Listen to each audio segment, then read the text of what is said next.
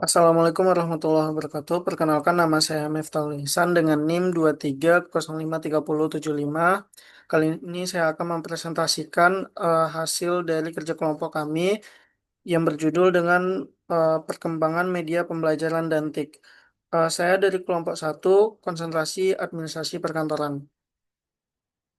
Yang pertama itu ada media pembelajaran dan TIK. Apa itu media pembelajaran dan TIK? Media pembelajaran adalah alat bantu yang digunakan untuk kegiatan belajar dan mengajar dengan tujuan menyampaikan pesan pembelajaran dari sumber ke penerima.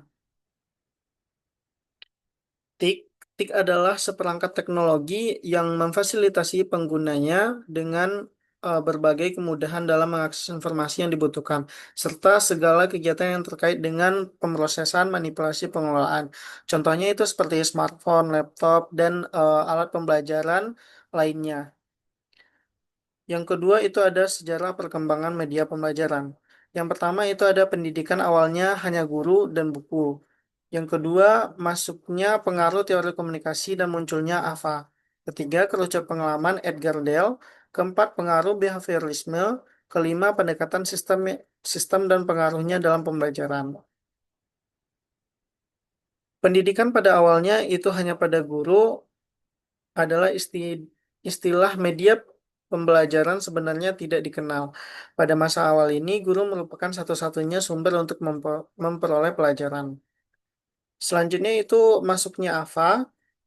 Pada masa pertengahan abad ke-20 atau pada akhir tahun ke-1950, teori komunikasi yang dipelajari oleh para ahli secara bersamaan dengan munculnya alat bantu visual mulai mempengaruhi penggunaan alat visual yang ketika itu mulai dianggap berguna sebagai penyalur pesan atau informasi. Selanjutnya, kerucut pengalaman Edgar Dale.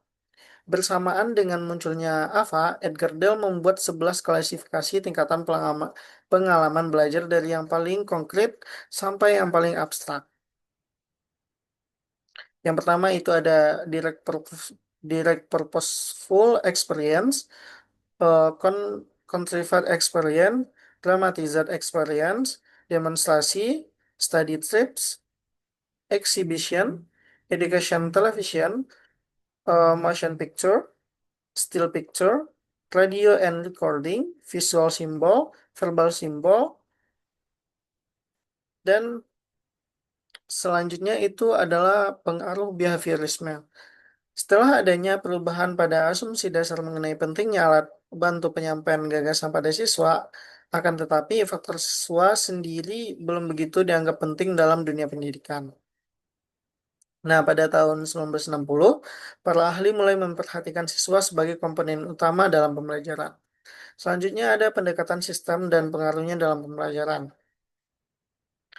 Pada tahun 1965 sampai 1970, pendekatan sistem atau system approach juga mulai menampakkan pengaruhnya dalam dunia pendidikan dan pembelajaran. Pendekatan sistem ini kemudian mendorong digunakannya media sebagai integral dalam proses pembelajaran. Selanjutnya itu ada jenis media pembelajaran. Yang pertama itu media audio, media visual, dan media audiovisual. Media audio itu adalah media yang menggunakan pendengaran, sedangkan media visual itu menggunakan penglihatan. Sedangkan untuk media audio visual itu menggabungkan keduanya antara audio dan visual. Selanjutnya ada perkembangan media pembelajaran abad ke-21.